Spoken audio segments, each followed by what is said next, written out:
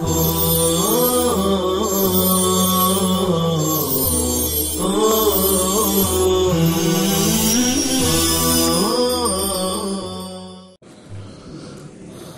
الله الرحمن الرحيم.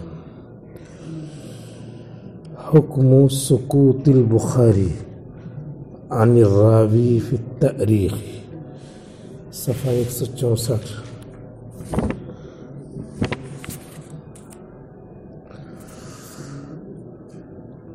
وأعجب من هؤلاء المتأخرين من ادعى أن سكوت البخاري رحمه الله عن راو من الرواة في كتابه التأريخ الكبير. التأريخ حمزہ یہاں پہ لکھا جائے گا. التاريخ الكبير يعد توثيقا له، لا سيما إذا تابعه ابن حبان فذكره في الثقات، وهذا مذهب عجيب، فإنه من لم يتعرض له بجرح ولا تعديل وأورده ابن حبان في ثقاته فهو على التفصيل الذي ذكرناه سابقا.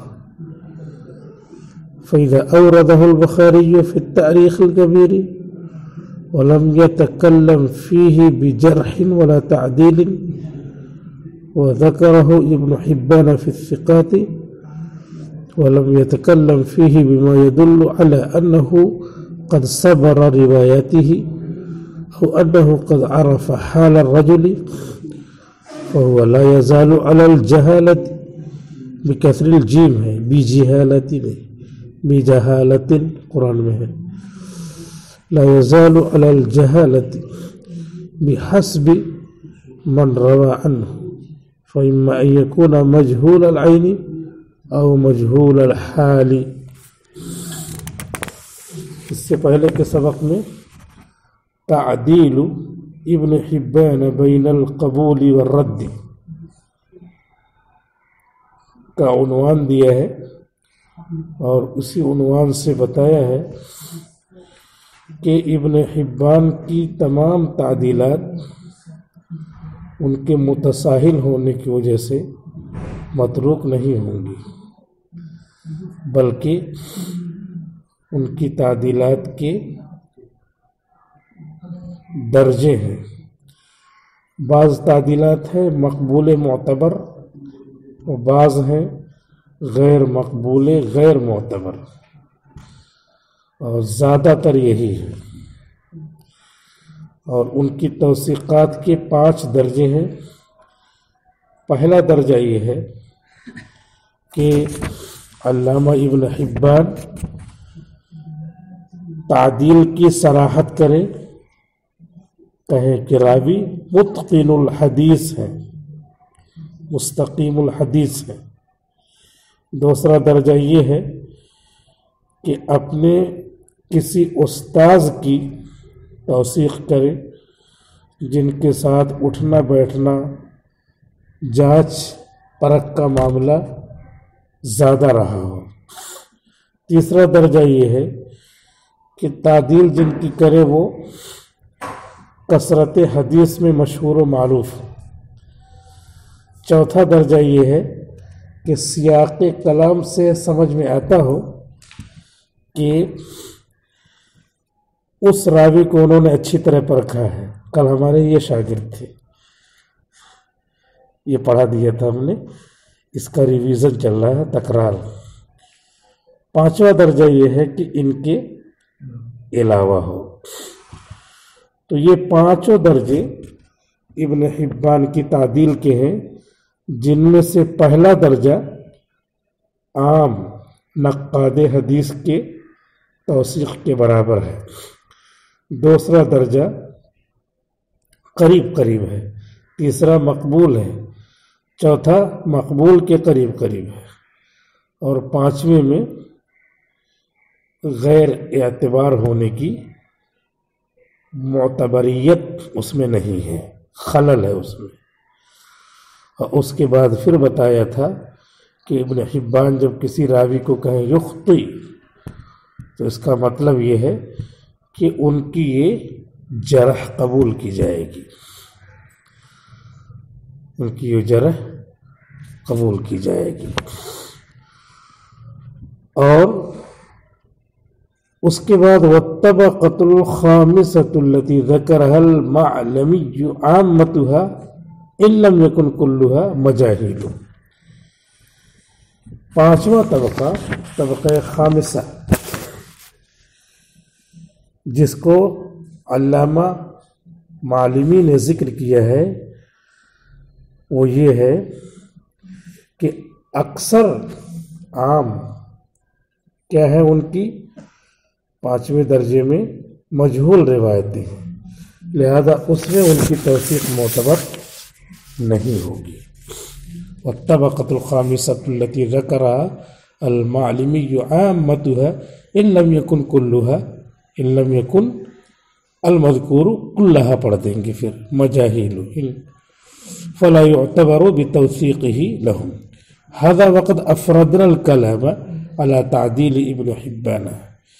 یہ آپ یاد رکھیں جس کو ہم نے الگ سے ابن حبان کی تعدیل پر گفتگو کی ہے، لأن جماعة من المتأخرین يحتج بتوثیقه مطلقا دون تفریق، اس لیے کہ متأخرین محدثین کی ایک بڑی جماعت نے ابن حبان کی توثیق سے دلیل پکڑی ہے اور کسی طرح کی تفریق نہیں کیا ہے، بس جو ابن حبان توثیق کر دے اس کو دلیل مان لیا۔ وہذا قصور، یہ ان کی کوتاہی ہے، ولا شک فی البحث والتحقیق، لہذا اس میں شک نہیں کہ ابن حبان کی توثیق میں بحث کی جائے گی، چھان بین کی جائے گی۔ اس کے بعد یہ عنوان ہے حکم سکوت البخاری عن الراوی فی التاریخ۔ امام بخاری رحمۃ اللہ علیہ کا سکوت راوی کے سلسلے میں تاریخ میں کیا حکم رکھتا ہے؟ ما پوشیدہ مان لیں، ما حکم سکوت البخاری عن الراوی فی التاریخ۔ امام بخاری کا راوی کے سلسلے میں تاریخ میں سکوت اختیار کرنا کیا حکم رکھتا ہے؟ ما حکم، تو اس طرح جملہ انشائیہ بن جائے گا عنوان، یا ایسے ہی ھذا مبتدا پوشیدہ معنی امام بخاری کے سکوت کا حکم تاریخ میں راوی کے سلسلے میں۔ وَأَعْجَبُ مِنْ هَؤُلَاءِ الْمُتَأَخِّرِينَ، اور ان متأخرین سے زیادہ تعجب خیز بات وہ ہے، ان متأخرین کی ہے، من ادعا، جنہوں نے دعویٰ کیا ہے، ان سکوت البخاری عن راو من الرواة، کہ امام بخاری کا سکوت راویوں میں سے کسی راوی سے فی کتابہ التاریخ الکبیر، ان کی کتاب التاریخ الکبیر میں، یعد توثیقا لہ، اسے شمار کیا جاتا ہے اس راوی کی تعدیل کے طور پر، اس کو تعدیل شمار کیا جاتا ہے۔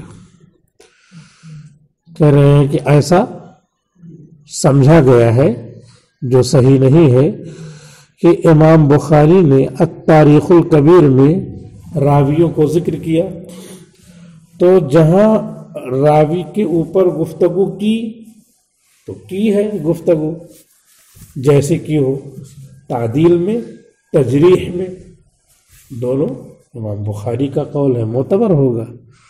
لیکن جہاں سکوت اختیار کیا ہے تو سکوت کو بھی بعض لوگوں نے عدالت کے ساتھ جوڑ دیا ہے کہ امام بخاری چپ رہے تو اس کا مطلب ہے کہ وہ ان کو اچھا مانتے ہیں. حالانکہ کبھی چپ رہنا یہ ہوتا ہے کہ اگر میں بول دوں گا تو زیادہ جرح ہو جائے گی، اس لیے چپ رہو. تو وہ بھی جرح کے معنی ہی میں ہے کہ ہم نہیں بولتے ہیں، اس لیے کہ اب بولے تو کیا بولے، جرح کرنے کے قابل ہے، اور ہم جرح کر دیں گے تو مجروح شدید ہو جائیں گے.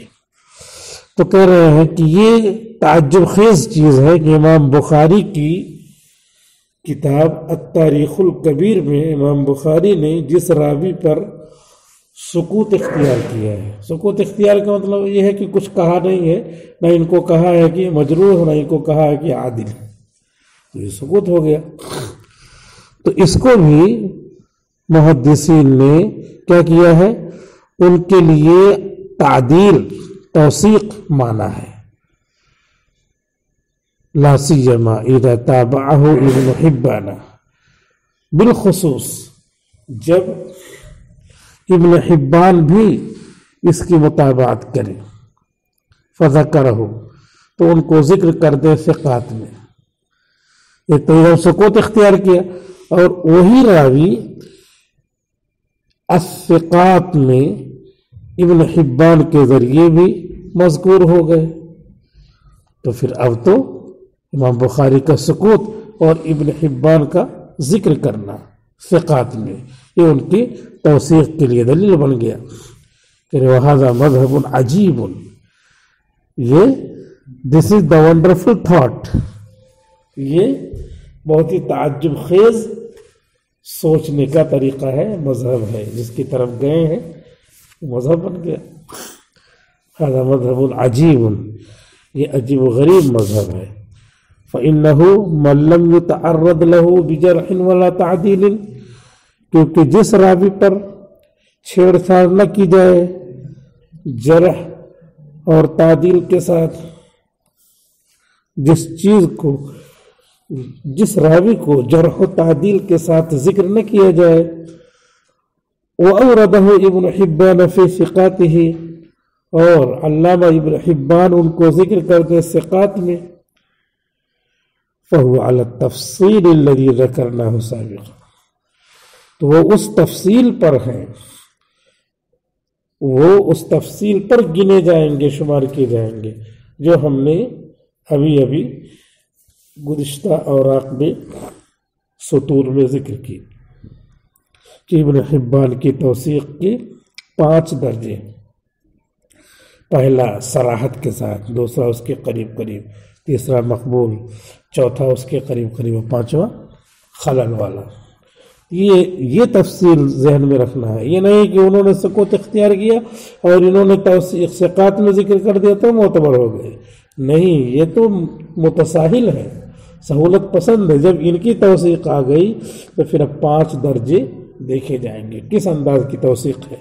محض ثقات میں ذکر کر دینے سے توثیق نہیں ہو جائے گی، بلکہ انہی 5 درجوں میں سے کسی درجے کے ساتھ جوڑیں گے، کس درجے کے ساتھ ان کی توثیق جڑ رہی ہے.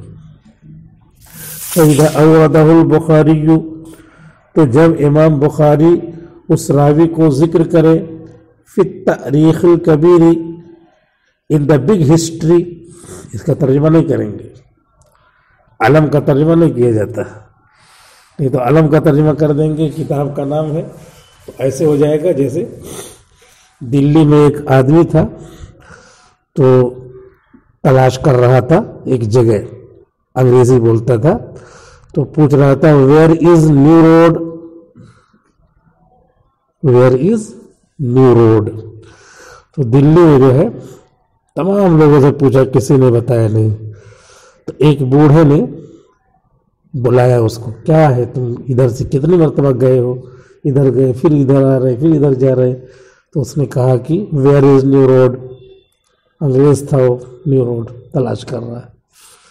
تو اس نے بتایا کہ یہ جامع مسجد ہے، تو جامع مسجد کے پیچھے والا جو راستہ ہے وہی ہے، لیکن تم کو اس لیے کوئی نہیں بتا رہا ہے کہ اس راستے کا نام ہی ہے نئی سڑک، وہ علم ہے نئی سڑک. تو تم نے اس کو انگریزی میں ترجمہ کر دیا ویئر از نیو روڈ. تو دلی میں جاؤ، جو نیا روڈ بنے گا وہ نیو روڈ ہو جائے گا. تو وہ علم کا تم نے ترجمہ کر دیا، اس کی وجہ سے کوئی نہیں بتا رہا. جیسے التاریخ الکبیر کا ترجمہ التاریخ الکبیر ہی رہے گا. انگریزی میں بھی اگر کہیں کہ ان ہسٹری ان التاریخ الکبیر، یہ کہیں گے کہ اٹ از مینشنڈ ان التاریخ الکبیر، التاریخ الکبیر میں مذکور ہے، ایسے کہنا پڑے گا. اگر کسی نے اس کا ترجمہ کر دیا بگ ہسٹری، تو بگ ہسٹری تلاش کرتے رہیے، نیو روڈ کی طرح نہیں ملے گا. فَإِذَا أَوْرَدَهُ الْبُخَارِيُّ رَحِمَهُ اللَّهُ فِي التَّارِيخِ الْكَبِيرِ، تو جب امام بخاری اس کو ذکر کر دیں، راوی کو پیش کریں تاریخ کبیر میں، وَلَمْ يَتَكَلَّمْ فِيهِ، اور ان کے سلسلے میں گفتگو نہ کریں، بِجَرْحٍ وَلَا تَعْدِيلٍ، جرح و تعدیل میں سے کسی کے ساتھ بھی. وَذَكَرَهُ ابن حبان فی الثقات، اور ابن حبان ان کو ذکر کر دے ثقات میں. وَلَمْ يَتَكَلَّمْ فِيهِ، اور ابن حبان بھی اس راوی کے سلسلے میں کلام نہ کریں، بما يدل، ایسے الفاظ کے ساتھ جو دلالت کرے علی انہ قد صبر روایاته، کہ ابن حبان نے ان کی روایت کے ساتھ صبر و ضبط سے کام لیا ہے. جاگ رہے کہ سو رہے ہیں؟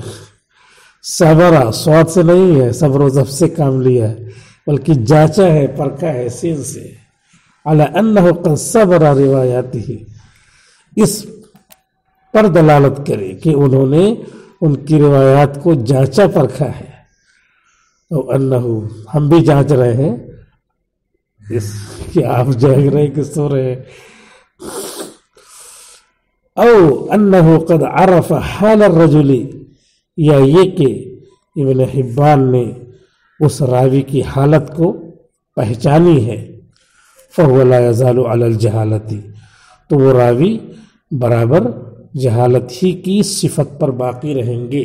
وہ راوی باقی رہے گا یا وہ راوی باقی رہیں گے. بحسب من روا عنہ، اس کے اعتبار سے جس نے ان سے نقل کیا ہے، جس نے ان سے نقل کیا ہے. فَإِمَّا أَن يَكُونَ مَجْهُولَ الْعَيْنِ، یا تو یہ مجہول العین ہوں گے، ایک ہی آدمی ان سے نقل کر رہا ہے، یا کئی نقل کر رہے ہیں، دو تین زیادہ نہیں، تو مجہول الحال ہو جائیں گے. او مجہول الحال، یا مجہول الحال ہو جائیں گے.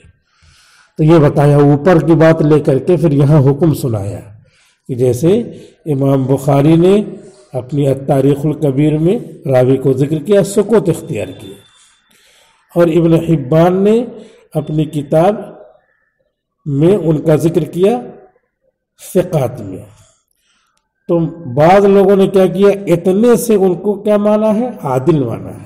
تو کہہ رہے نہیں، یہ نہیں، اس تفصیل پہ رہے گا جو تفصیل ہم نے ذکر کی کہ امام ابن حبان کسی کی تعدیل کریں تو 5 درجے ہیں، ان میں سے کون سے درجے کے ساتھ آپ جوڑ سکتے ہیں، ان کی عبارت سے اس درجے کے ساتھ جوڑ دیجیے. تو اسی کو اب کہا ہے کہ چنانچہ ایسا ہوا، امام بخاری نے سکوت اختیار کیا، یہ اور ثقات میں امام ابن حبان نے ذکر کر دیا. تو اب یہ دیکھیں گے کہ انہوں نے ان کے ساتھ صراحتاً اس کتاب میں توثیق کی ہے یا نہیں. اگر صراحتاً کیا ہے تب کہہ دیں گے کہ عام جو ناقدین حدیث ہیں جو ثقہ کہتے ہیں ایسے یہ بھی ثقہ رہیں گے. انہوں نے صراحتاً کچھ نہیں کہا، بس ایسے ذکر کیا ثقات میں، تو کہہ رہے ہیں کہ ثقات میں ذکر کیا ہے تو ان کا ذکر کرنا وہ 5ویں نمبر والا رہے گا، کہ جس میں پہلا، دوسرا، تیسرا، چوتھا. پہلے نمبر میں تو عام ناقدین، معتبر ناقدین کی طرح، دوسرا قریب قریب اس کے، تیسرا مقبول، چوتھے مقبول کے قریب قریب، یہ 4 درجے ہیں. 5واں درجہ کیا ہے؟ 5واں درجہ یہ ہے کہ غیر مقبول. تو کہہ رہے وہی رہیں گے. فَهُوَ لَا يَزَالُ عَلَى الْجَهَالَةِ، تو وہ مجہول رہیں گے راوی، بِحَسْبِ مَنْ رَوَى عَنْهُ، ان سے روایت کرنے والوں کے اعتبار سے، یعنی روایت کرنے والوں کی تعداد 1 سے زیادہ ہے تو مجہول الحال ہوں گے، اور ایک ہی ہے تو عین ہی پتہ نہیں چل رہا ہے ان دونوں نے مل کر کے تو مرا حاجی بگو یا من ترا، ہاں تو مرا حاجی بگو، تم مجھے حاجی کہو اور میں تم کو حاجی کہتا ہوں. دونوں جو ہے 40 دن کے لیے غائب رہے، اور اس کے بعد پھر آئے اور پورا زمزم پلا رہے ہیں، سب کو کھجور کھلا رہے ہیں. پوچھا ہاں حج کرنے گئے تھے آ گئے ہیں. اس کیا پتہ چلا 40 دن دلی گھوم کر کے آئے اور وہیں سے بہترین کھجور خرید لیا ہے. اور جب بھی بلانا ہوٹل پہ ہاں حاجی صاحب کدھر جا رہے ہیں, ہاں حاجی صاحب دونوں ایک دوسرے کو حاجی کہہ رہے ہیں. تو کہہ رہے ہیں کہ دو لوگوں نے طے کر لیا ہوگا اس طرح تو اس کو مجہول الحال کہیں گے, مجہول العین کہیں گے, کیونکہ کچھ پتہ نہیں کہ یہ حج کرنے گیا تھا کہ نہیں گیا تھا. تو یہ وضاحت یہاں تک کر دی اور یہاں پہ آپ کے سبق کا سیشن بھی پورا ہو گیا اور 11 بجنے میں 3 منٹ باقی ہے. والسلام علیکم ورحمۃ اللہ وبرکاتہ.